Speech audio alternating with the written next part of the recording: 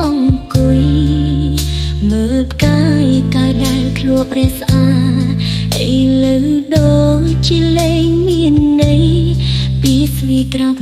ដែលមានធ្លាប់ប្រាប់ខ្ញុំវាគ្រាន់តែជាខ្យល់បក់ផាត់ហូរទៅ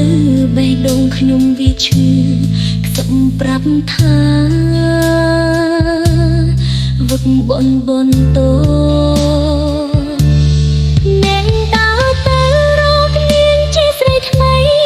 ដែលលែងត្រូវការភ្លេងអររឿងយើងភ្លេងអរវាសនាខ្ញុំនៅត្រឹមជាអតីតកាលដ៏ជូរចត់អ្នកសំបាយនឹងនាងចូលខ្ញុំចូលមកសៀបទាំងភ្នែកហូរមិនឈុំពេលគិតដល់ពីស្នេហ៍ខ្ញុំឮគេនិយាយថានាងស្រស់ស្អាតជាងខ្ញុំនាងឆ្លាតជាងខ្ញុំនាងល្អជាងខ្ញុំគ្រប់យ៉ាងប្រហែលជាខ្ញុំមិនគ្រប់គ្រាន់មិនសមនឹងអ្នកទើបអ្នកបោះបង់ខ្ញុំគ្មានសូម្បីពេលលា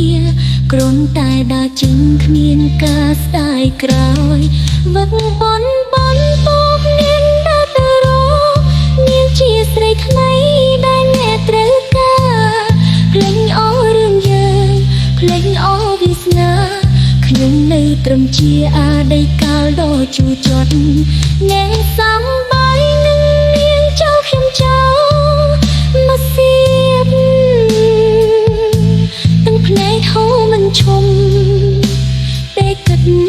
ដល់ពីស្នេហ៍វឹកកណ្ដាលហើយដូចខ្ញុំនៅចាំហើយដូចខ្ញុំនៅស្រឡាញ់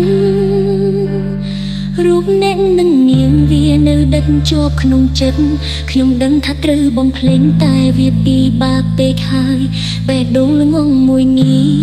វានៅតែនឹកវឹកជុំក្រោយអ្នកដើរទៅរកនាងជាស្រីថ្មីដែលលែងត្រូវការលាហើយក្តីសង្ឃឹមលាហើយគ្រប់យ៉ាងខ្ញុំនឹងរស់នៅជាមួយនឹងស្នាមរបួនណែងនឹងថាអ្នកមិនត្រឡប់